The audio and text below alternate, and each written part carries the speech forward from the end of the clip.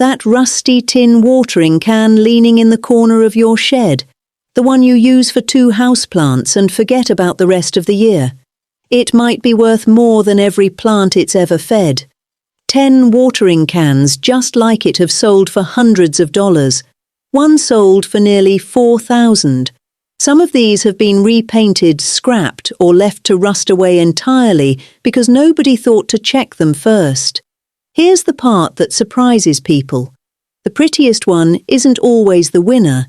What decides the price isn't the spout, and it isn't the handle.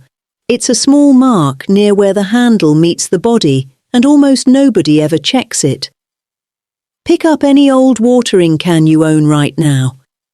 We're going to check that exact spot 10 times before we're through. Let's find out what's rusting in your shed. Number 10. A small tin can covered in bright chipped paint, maybe a picture of a duck or a child on the side, gets tossed straight into the donation pile as a broken kid's toy. Fair guess. Millions of these were mass-produced as inexpensive garden toys in the mid-1900s. Most sell for $8, maybe less.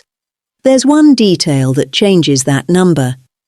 2 American toy makers, Ohio Art and J. Cheen, produced these using a printing method called tin litho, where the design is printed directly onto the metal instead of painted on afterward.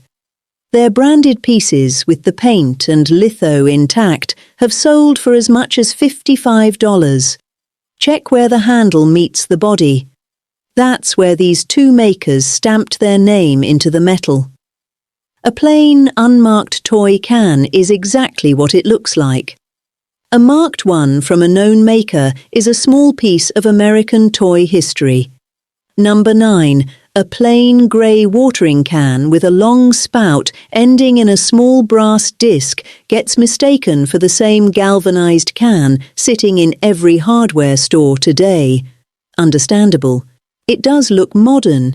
Here's what that plain grey hides. The design was patented in 1886 by an English company called Hawes, and their cans are identified by a raised collar around the opening that stops spills.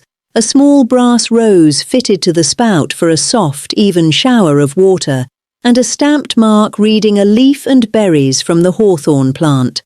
A genuine Hawes can with all 3 features intact has sold for around $150. A modern reproduction without the hawthorn mark brings closer to $75. Check the spout for that brass rose, then look for the leaf and berry stamp near the handle. Most people see a grey can and never look for the mark that actually names it. I've watched a genuine hawthorn-marked can sit outside through years of rain because its owner assumed it was just an ordinary hardware store can, not worth bringing in out of the weather. Number 8. A dented steel can with a rough zinc coating gets written off as leftover garden equipment, worth scrapping rather than saving. That reaction makes sense on its own. Plain galvanized cans are common, and most of them really are worth about $30. Here's what changes that. Certain galvanized cans carry a stamped manufacturer's name and a specific decade of production, and collectors pay a real premium for a documented maker over an anonymous one. A dated, branded galvanized can from the early 20th century has sold for around $200. An unmarked one from the same era brings 1/10 of that. Check near the base and the handle joint for a stamped name or a small oval tag. Most sellers assume every grey metal can is identical. The stamp says otherwise. Number 7. A dark hand-hammered copper can with a long thin spout and slightly uneven seams gets mistaken for a cheap modern import, the kind sold in decor shops by the dozen. Here's what that unevenness actually is. Certain regions of rural France made these by hand for farm and vineyard use, joining the seams with visible dovetail joints instead of a smooth machine seam. A documented French copper can with hand-dovetailed seams has sold for around $580. A smooth-seamed modern copy brings closer to $85. Run a finger along the seam where the body meets itself. A machine seam is perfectly smooth. A hand-dovetailed seam has small, deliberate notches you can actually feel. That texture is the entire difference. Number 6. A heavy brass can with an ornate curved handle and a wide oval body gets treated as a decorative reproduction, the kind made recently to look old. This is the mistake I watch happen more than almost any other. Genuine Victorian brass watering cans, made in England in the late 1800s, carry a specific weight and a seam pattern that reproductions rarely bother to copy correctly. A documented Victorian brass can in good condition has sold for around $600. A modern brass reproduction sells for well under $100. Check where the handle meets the body. A genuine Victorian piece was riveted by hand, and you can feel the slightly uneven rivet heads under your fingers. A cast reproduction feels perfectly smooth and uniform there instead. I've seen a genuine Victorian piece polished down to bright bare brass and repainted, erasing the exact rivet detail and aged patina that would have proven it was real. Number 5. A tiny watering can, small enough to sit in the palm of your hand, gets dismissed as a child's toy or a novelty souvenir. This is the part most people miss completely. Travelling salesmen in the 1800s and early 1900s carried miniature, fully functional versions of full-size products to show retailers what they were ordering. A documented salesman's sample watering can, built with real hinges and a real working spout at a fraction of full size, has sold for around $800. A simple toy of similar size, with no functioning parts, is worth a fraction of that.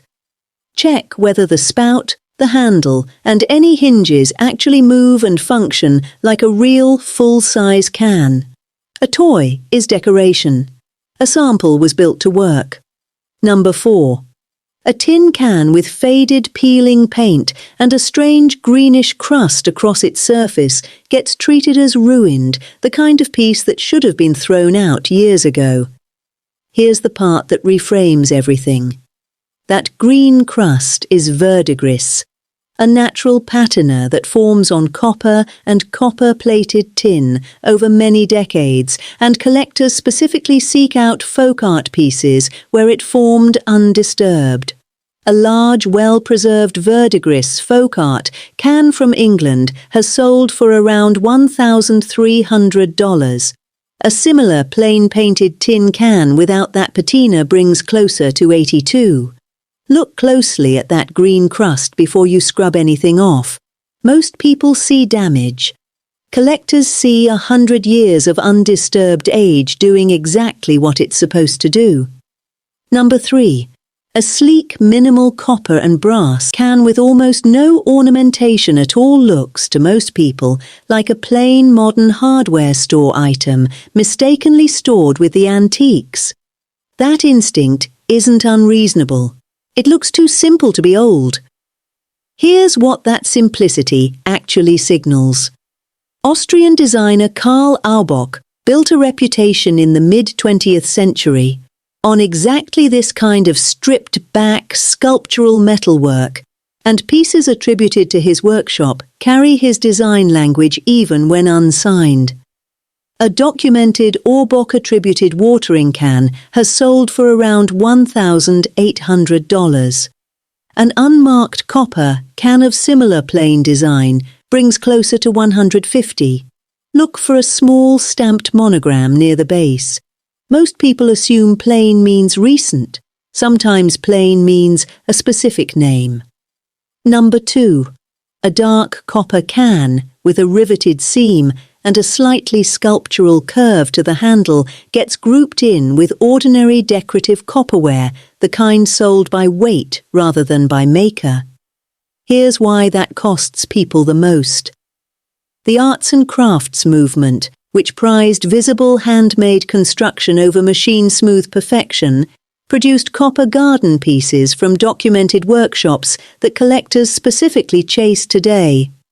A copper watering can attributed to a known arts and crafts maker has sold for as much as $2,400.